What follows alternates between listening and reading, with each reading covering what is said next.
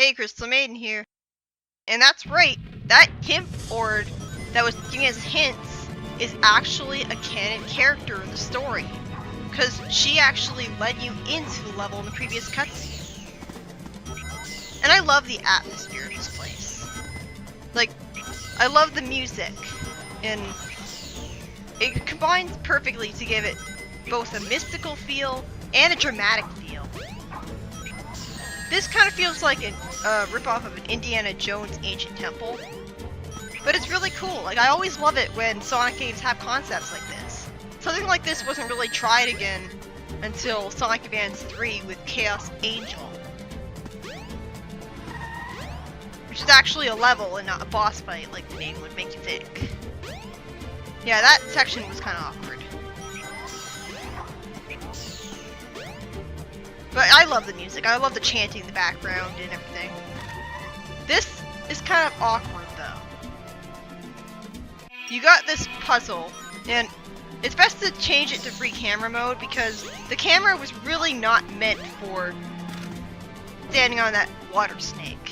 Like, the camera does not really cooperate when you're on that thing. And when you stand on the water snake, it kind of feels like the game is trying to physics you off it because you start gradually sliding for some reason. Like, I'll show off that later on. But on the bright side, this annoying puzzle is actually really satisfying to cheese. Because when you're skilled at the game, you can actually spin dash jump to make it a lot easier, to finish it quicker. And I love that. I love how it rewards skill. I love it when Sonic levels in 3D Sonic games don't force you to only do something one way. You can use your skill at the game and your intelligence to figure out how to do something a different way. See? You slide. There's a water area below that consists purely of the land that you were at before. I actually fell off the edge here one time because I was spin dashing so fast. I'm not really sure what that's supposed to be. That outside area. Because you're not outside, you're underground. So, what are you looking out at? This puzzle's kind of annoying. And this is the worst camera angle ever for this. It's so tense trying to platform here, because especially here, because you can't really see. So many times an annoying enemy has knocked me into the pit. I just hate that fire enemy for that fact alone. It's so tense trying to platform here because it's so easy to fall down because the camera angle isn't really suited for it. This is the worst part of all, because the camera angle just sucks here. It really does a good job of the dramatic atmosphere though. And that part right there is the sole reason that the Lightspeed Dash is mandatory. They only made it mandatory because of that one part. And another level coming up that also forces you to use Lightspeed Dash to beat it.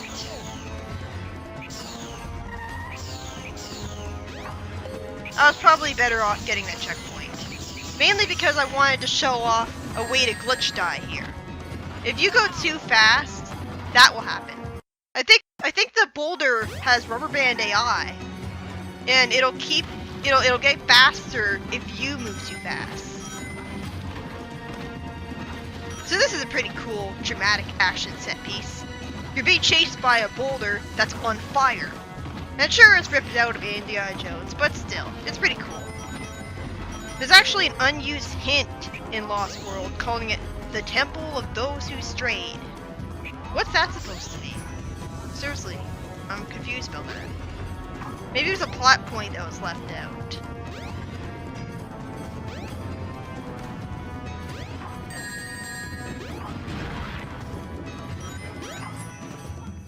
There's an unused object that looks like a gate that seems to have belonged in the water snake room of this level. And there's also an unused switch that looks like this, and you would have just walked onto it rather than jumping. And don't you just love that? Seriously, I love the level design in this game because there's so many different ways that you can spin dash jump to skip so much of it. Yes. The music that plays here is the music that plays in Knuckles' version of this level. So it seems kind of pointless now because it ends so quickly.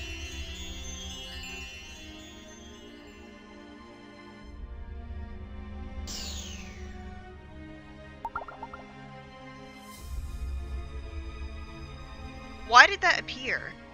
Seriously, that's never actually explained. Wow, what's this? A mural.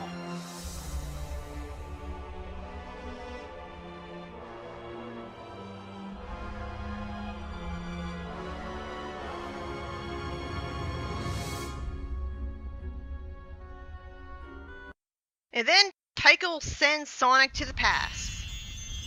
Well, technically she gives him a vision, while she's controlling his actual body and forcing him to leave the temple. Where am I? That's why This is really weird. That's why it looks like he's teleported out of the temple after the flashback, because Tycho was bringing him out of it while she was giving him a vision of the past.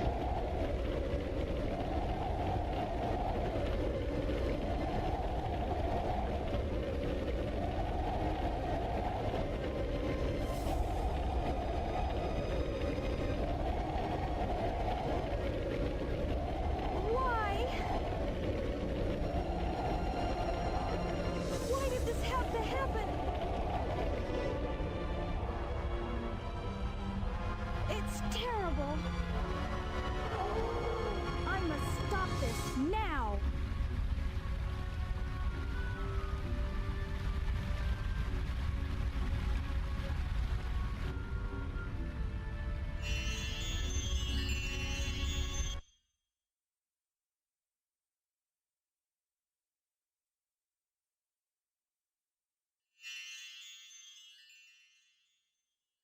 That was pretty dramatic, wasn't it? What was that all about? Like, usually you don't I have don't think I'm dreaming here. cutscenes like that. Hmm? But yeah, this is actually a pretty dramatic. Like it actually makes you feel something because What's he doing you got here? actual dead Chow Never mind. lying This time I'll around. get him good.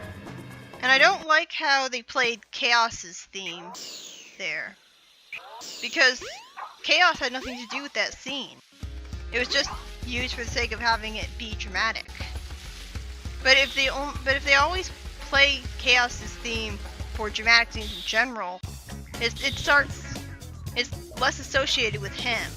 It feels more like they just play generic dramatic music over him, you know?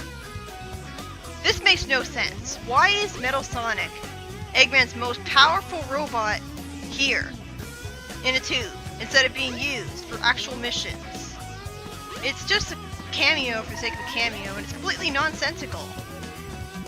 And that was Eggman's entire base.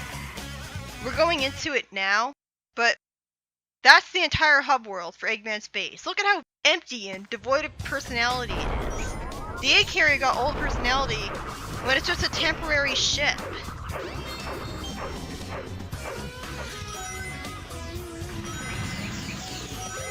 In the Dreamcast version of this level, there's actually an animal capsule sitting just out of bounds near the beginning of this level, and you can reach it with a spin dash jump to beat the level in less than 10 seconds.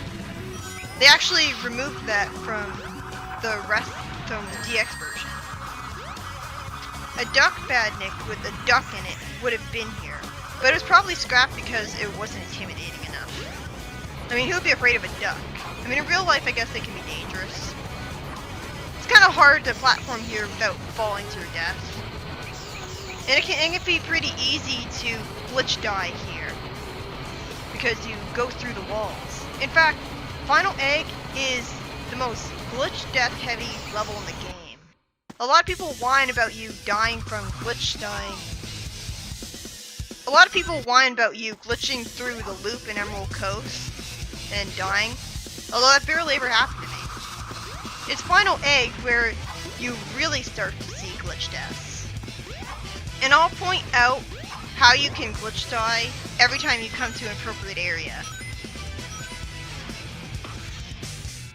Ironically enough, despite the recording curse, I didn't actually get any glitch deaths here.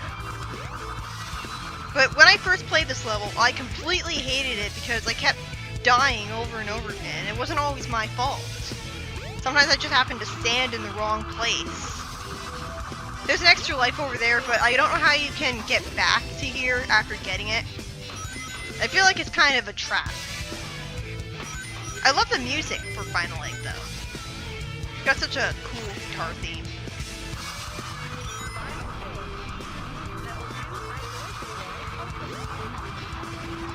I like the female voice there. Is that supposed to be one of Eggman's robots? I didn't know Eggman made female robots.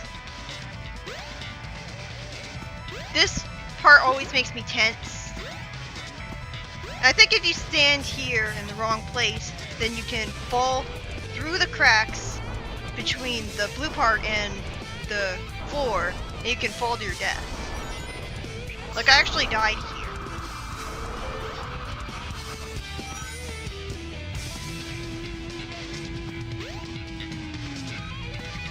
And I don't know how I managed to die there. That was pretty embarrassing. Something I love doing is doing the lightspeed dash so I can go all the way around in a circle. And this is the most impractical elevator ever. It literally climbs up and down. And that's not the only time you'll be seeing it either.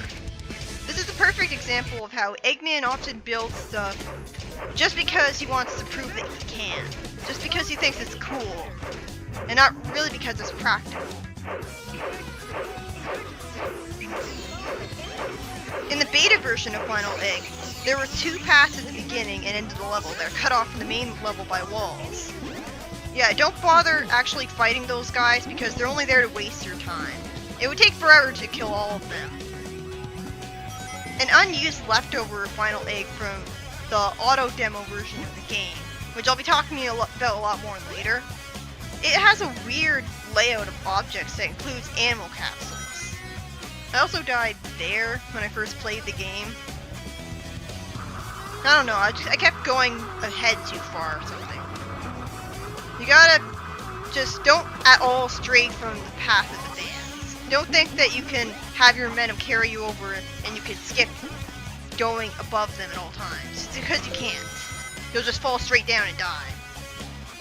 And this is the worst instance of popping in the whole entire game. Why does it load the platform closer to you after the platforms that are below it?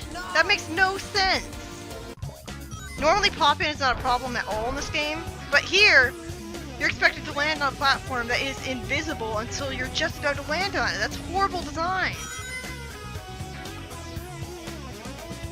Anyways, it has a spawn point for Sonic that's far away from these weird layout of objects in the demo.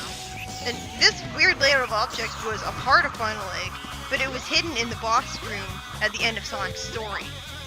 Because sometimes it's too hard to just completely remove things from the game. So sometimes it's better to just...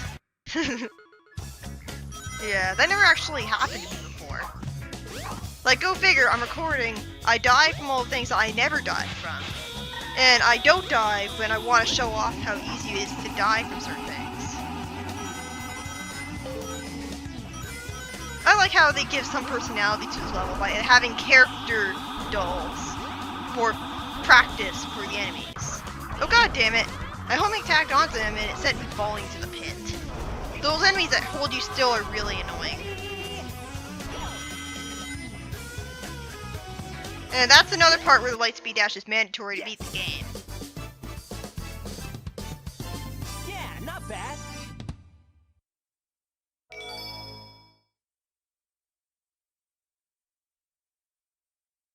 And this is it. This is going to lead up to Sonic's final boss fight in his story.